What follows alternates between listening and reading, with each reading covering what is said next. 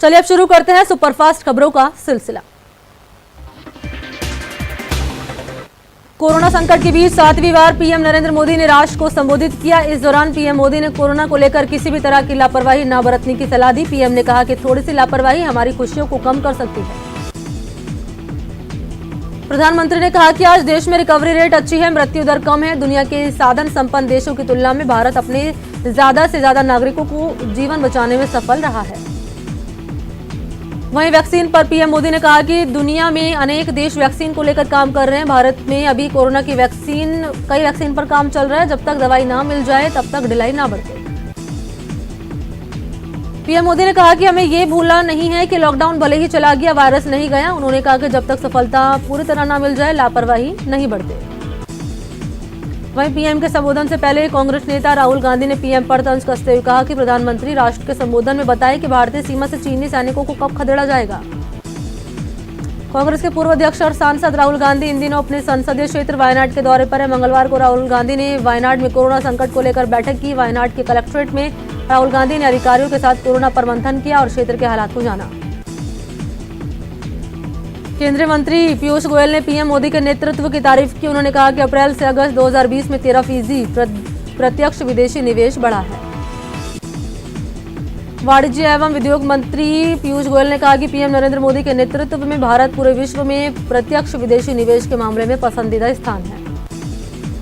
गोयल ने अपने ट्वीट में पीएम मोदी के नेतृत्व की सराहना करते हुए बताया कि पिछले 6 सालों की अवधि के दौरान कुल प्रत्यक्ष विदेशी निवेश में 55% की बढ़ोतरी की गई है। कोरोना काल के दौर में कर्मचारी भविष्य निधि संगठन ने कई नियमों में बदलाव किए हैं। ईपीएफओ के तहत आने वाले कर्मचारियों को बीमा राशि 7 लाख रुपए कर दी गई है। उत्तर प्रदेश के सीएम योगी आदित्यनाथ भी बिहार के चुनावी दंगल में उतर गए। योगी ने बिहार में 3 रैलियां की, जिसमें उन्होंने केंद्र के काम की चर्चा की। उन्होंने कहा कि डबल इंजन की सरकार बेहतर काम कर रही है। बिहार की समस्याओं के लिए योगी ने आरजेडी कांग्रेस पर निशाना साधा। कांग्रेस नेता राज बब्बर ने बांका में चुनावी सभा की और महागठबंधन के उम्मीदवार को वोट देने की अपील की। इस दौरान मंच पर सांसद अखिलेश सिंह भी मौजूद रहे। जम्मू कश्मीर के पुलवामा में सुरक्षा बलों की आतंकियों से मुठभेड़ हुई। मुठभेड़ में सुरक्षा बलों ने 2 आतंकियों को मार गिराया। मुठभेड़ पुलवामा जिले के हाकीरीपुरा की है। जम्मू कश्मीर में एक दिन के अंदर मुठभेड़ की दूसरी घटना है। पुलवामा से पहले शोपिया जिले के मेलहोरा इलाके में आतंकियों से मुठभेड़ हुई। शोपिया में भी 2 आतंकी मारे गए थे।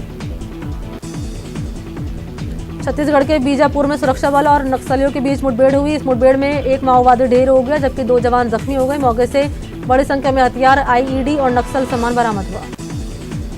छत्तीसगढ़ की राजधानी रायपुर में रायपुर बिलासपुर हाईवे पर बने जर्जर धनेली पुल को ढहा दिया गया। पुल को ड्रिल ब्लास्ट की तकनीक से एक ही धमाके में उड़ाया गया। ये पुल क्षतिग्रस्त हो चुका था। अब नए सिरे से पुल को तैयार किया जाएगा। हाथरस केस में सीबीआई जांच जारी है। सीबीआई की टीम एक बार फिर मौका वारदात पर पहुंची। चश्मदीद विक्रम उर्फ छोटू सीबीआई के साथ मौके पर मौजूद है। सीबीआई की टीम में महिला अफसर भी शामिल है। आरोपियों से सीबीआई की पूछताछ के दौरान कई अहम सबूत मिले। इसके साथ ही केस में पुलिस लापरवाही का एक और मामला सामने आया। जेल में बंद 4 आरोपियों में से एक आरोपी की उम्र 18 साल से कम है। एमपी के जबलपुर में अभिभावक कल्याण संघ ने अनोखा विरोध प्रदर्शन किया और संघ ने जल सत्याग्रह कर निजी स्कूलों की मनमानी का विरोध किया। ग्वारी घाट में प्रदर्शन के दौरान अभिभावकों ने no school no fees, online class की फीस, 1 नेशन 1 बुक समेत 5 मांगों को पूरा करने के लिए आंदोलन किया। अमेरिकी टेक्नोलॉजी फर्म क्वालकॉम के साथ मिलकर रिलायंस जियो ने अमेरिका में अपनी 5G टेक्नोलॉजी का सफल परीक्षण किया। अमेरिका के सैन डिएगो में एक वर्चुअल इवेंट में ये घोषणा की गई। रिलायंस जियो के प्रेसिडेंट मैथ्यू ओमान ने क्वालकॉम इवेंट में कहा कि क्वालकॉम और रिलायंस की सब्सिडियरी कंपनी रेडिसिस के साथ मिलकर हम 5G तकनीक पर काम कर रहे हैं ताकि भारत में इसे जल्द लॉन्च किया जा सके। आने वाले दिन में भारत में यूजर्स 1 Gbps तक की स्पीड का लुत्फ उठा पाएंगे। करीब 3 महीने पहले ही 15 जुलाई को रिलायंस इंडस्ट्री के अंतर्मामी मुकेश अंबानी ने 5G टेक्नोलॉजी के इजाद की घोषणा की थी। भारत में अभी तक 5G तकनीक की टेस्टिंग के लिए स्पेक्ट्रम उपलब्ध नहीं हो पाया है। अमेरिका में रिलायंस जियो की 5G तकनीक का सफल परीक्षण कर लिया गया। तकनीक ने पूरी तरह से सभी पैरामीटर पर अपने को बेहतरीन साबित किया। क्वालकॉम वरिष्ठ उपाध्यक्ष दुर्गा मल्लदी ने कहा कि हम जियो के साथ मिलकर कई तरह के सोल्यूशन तैयार कर रहे हैं। पंजाब के तर्ज पर गहलोत सरकार कृषि कानून में संशोधन के लिए विधेयक लाई। सीएम अशोक गहलोत की अध्यक्षता में हुई मंत्रिपरिषद की इस बैठक में मुहर लगी। इस बैठक में केंद्रीय कृषि कानून के खिलाफ संशोधन विधेयक लाने के लिए जल्द विधानसभा का सत्र बुलाने का फैसला लिया गया। ये विशेष सत्र नवंबर में बुलाया जा सकता है। पंजाब की तर्ज पर गहलोत सरकार ने कृषि कानून में संशोधन करने और एमएसपी स्टॉक लिमिट जारी रखने का फैसला किया। मंत्रिपरिषद की बैठक में केंद्र सरकार की ओर से किसानों से संबंधित विषयों पर बनाए गए 3 नए कानूनों से प्रदेश के किसान पर पड़ने वाले प्रभावों पर भी चर्चा की गई। बैठक में ये भी माना गया कि नए कृषि कानून लागू होने के बाद आवश्यक वस्तु अधिनियम के तहत सामान्य परिस्थितियों में कई कृषि जिन्सों के स्टॉक की अधिकतम सीमा हटाने से कालाबाजारी बढ़ने, अनाधिकृत भंडारण, कीमतें बढ़ने की आशंका से इनकार नहीं कर सकते। बैठक में कोरोना संक्रमण और इससे निपटने के लिए प्रदेश सरकार के प्रबंधन पर भी चर्चा हुई और कोरोना के खिलाफ जन आंदोलन को 31 अक्टूबर से बढ़ाकर 30 नवंबर तक जारी रखने का फैसला किया गया। सीकर के सांसद कार्यालय में सांसद सुमेधानंद सरस्वती ने प्रेस कॉन्फ्रेंस की। इस दौरान सांसद सुमेधानंद सरस्वती ने राज्य सरकार पर जमकर हमला किया। प्रेस कॉन्फ्रेंस में प्रदेश सरकार पर निशाना साधते हुए सुमेधानंद सरस्वती ने कहा कि राज्य सरकार किसान कानून को लेकर किसानों को बरगलाने में लगी हुई है। आज प्रदेश के मरीजों की मुश्किलें बढ़ने वाली है। दरअसल आज सुबह 6 बजे से एम्बुलेंस सेवा ठप हो गई। इस हड़ताल राजस्थान एम्बुलेंस कर्मचारी यूनियन ने बुलाया है। अपने बच्चे को इंसाफ दिलाने के लिए एक परिवार पिछले 10 दिन से भूख हड़ताल पर है। इस आस में कि सरकार उसके सुनेगी, इस दरिंदे पर कार्रवाई की जाएगी जिसने उसकी बच्ची के बचपन को रौंदा। पुलिस से मदद तो नहीं मिली, अब सरकार से ही आस है। घटना जोधपुर के फलौदी की है, जहां चाकू थाना इलाके में मां बाप पिछले 10 दिन से भूख हड़ताल पर है। परिवार का आरोप है कि इनके खेत में काम करने वाले एक शख्स ने इनकी बच्ची को अकेली देखकर उसके साथ बलात्कार की वारदात को अंजाम दिया। दरिंदे ने धमकाया भी और अगले दिन एक दोस्त को लेकर आया। फिर से मनमानी की बात जब घरवालों तक पता चली तो पुलिस के पास पहुंचे, लेकिन पुलिस की तरफ से भी कोई कार्रवाई नहीं की गई। प्रदेश में अवैध बजरी के खिलाफ सरकार की ओर से 15 अक्टूबर से अभियान चलाया जा रहा है। इस अभियान में अब पाली और उदयपुर को भी शामिल कर लिया गया है। नीट का गलत रिजल्ट जारी करने के आरोप का नेशनल टेस्टिंग एजेंसी ने गलत बताया है। स्टूडेंट मृदुल रावत ने दावा किया था कि उसकी OMR शीट में 650 अंक है, जबकि मार्कशीट में उसको 329 अंक ही दिए गए हैं। इसके बाद उसने ये भी दावा किया था कि एनटीए ने आपत्ति के बाद उसके रिजल्ट में सुधार कर दिया और उसे एसटी कैटेगरी का टॉपर बनाया। इस मामले में एनटीए ने अब कानूनी कार्रवाई करने की बात कही। नेशनल टेस्टिंग एजेंसी के डीजी डॉक्टर विनीत जोशी ने बयान एनटीए ने पूरी जांच के बाद रिजल्ट जारी किया। इसके लिए एनटीए के महानिदेशक ने सभी अभ्यर्थियों को आश्वस्त किया है कि अन्य स्टूडेंट की शिकायत पर विचार किया जाएगा। जयपुर में पुलिस शहीद दिवस मनाया जा रहा है। कार्यवाहक डीजीपी ML लाठर ने शहीदों को श्रद्धांजलि दी। आरपीए में शहीद स्मारक पर श्रद्धांजलि कार्यक्रम का आयोजन किया गया। बीजेपी नगर निगम चुनाव सोशल मीडिया के माध्यम से लड़ेगी। इसको लेकर प्रत्याशियों को जीत का मंत्र दिया गया। कल बीजेपी मुख्यालय में जयपुर हेरिटेज और जयपुर ग्रेटर की बैठक हुई। मीटिंग में बीजेपी प्रदेश अध्यक्ष सतीश पूनिया ने प्रत्याशियों को सोशल मीडिया के माध्यम से चुनाव लड़ने का मंत्र दिया। मौके पर पूनिया ने बागियों को सख्त संदेश दिया कि पार्टी की अनुशासन समिति सक्रिय हो गई। जो कार्यकर्ता और पदाधिकारी अनुशासनहीनता करेगा उसके खिलाफ कार्रवाई की जाएगी। इस अवसर पर जयपुर कांग्रेस के जिला महासचिव दिनेश शर्मा और जयपुर महिला कांग्रेस की जिला महासचिव नीरज गौतम अपने समर्थकों के साथ बीजेपी में शामिल हुए। नगर निगम के दंगल में निर्दलीय प्रत्याशी ने अनोखे तरीके से प्रचार किया। प्रत्याशी राजेश कुमार हाथ में झाड़ू लेकर सड़कें साफ करते हुए नजर आए। कोटा दक्षिण के वार्ड नंबर 56 के उम्मीदवार राजेश कुमार है। एमपी में खरगोन के सनावद मोबाइल दुकान पर चोरों ने हाथ साफ किया और ये बदमाश करीब 4 लाख से ज्यादा रुपए के 40 से ज्यादा मोबाइल लेकर फरार हो गए। चोरी की पूरी वारदात सीसीटीवी कैमरे में कैद हो गई। पुलिस सीसीटीवी के आधार पर युवकों की तलाश में जुटी है। एमपी के खंडवा के इंदौर इच्छापुर हाईवे पर चलती कार में अचानक आग लग गई। हालांकि हादसे में कार में सवार परिवार बाल बाल बच गया।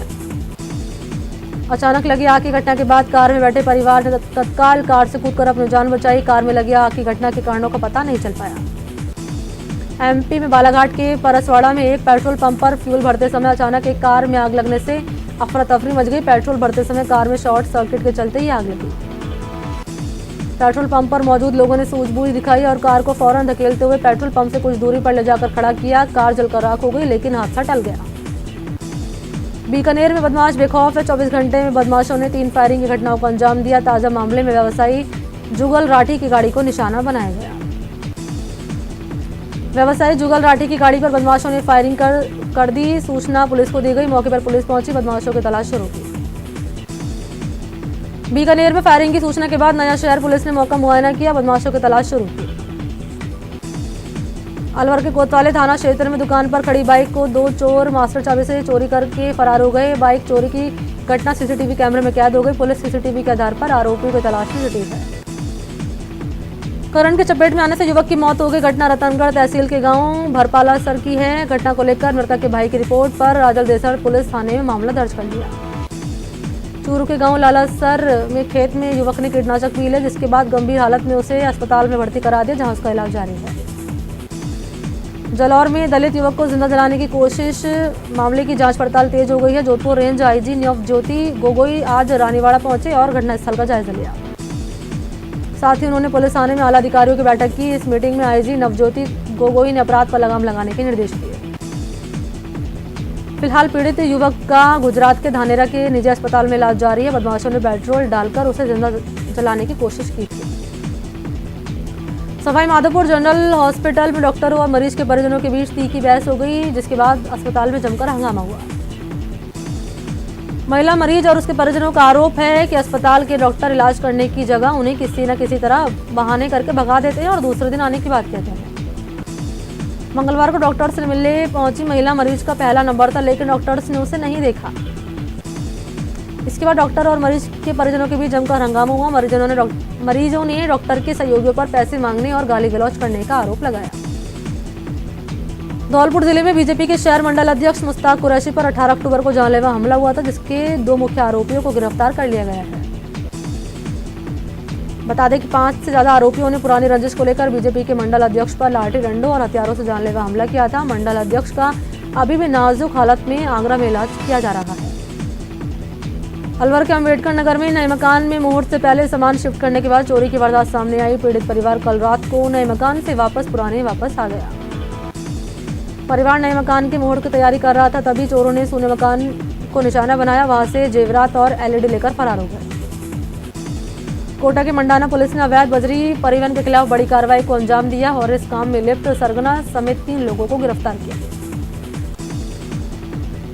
मंडाना पुलिस ने अवैध बजरी की तस्करी की रोकथाम करते हुए 14 अक्टूबर को अवैध बजरी से भरे हुए 2 ट्रक को जब्त किया और 5 लोगों को गिरफ्तार किया था। अलवर की रामगढ़ थाना पुलिस ने पेंशन की राशि में गबन करने के आरोपी डाकिया को गिरफ्तार किया। बुजुर्गों की पेंशन की गबन करने वाले डाकियों को गिरफ्तार कर कोर्ट में पेश किया गया, जहां से उसे कोर्ट ने न्यायिक अभिरक्षा में 14 दिन के लिए जेल भेज दिया। कोटा में पुलिस द्वारा किए जा रहे वाहन चेकिंग के दौरान एक बाइक सवार गंभीर शख्स घायल हो गया। तेज रफ्तार से निकल रहे बाइक सवार को पुलिसकर्मियों ने बैरिकेड लगाकर रोकना चाहा, तो बाइक बैरिकेड से टकरा गई। हादसे में बाइक सवार के सिर में गंभीर चोट लगी। टोंक के मालपुरा कस्बे में एक बड़ा हादसा होते होते टल गया। यहाँ तेजाजी मंदिर के तालाब की सुरक्षा दीवार अचानक भरभराकर ढह गई। करौली में पुजारी बाबूलाल वैष्णव की हुई हत्या के विरोध में बूंदी में भी सड़कों पर उतरे पुजारी संघ ने जिला कलेक्ट्रेट पर प्रदर्शन किया। पुजारी को जलाकर की गई हत्या का विरोध जताया। केंद्र सरकार द्वारा विद्युत का निजीकरण करने के लिए जा रहे प्रयासों के विरोध में किया गया। बूंदी में विद्युत श्रमिकों ने काली पट्टी बांधकर सहायक अभियंता कार्यालय पर प्रदर्शन किया।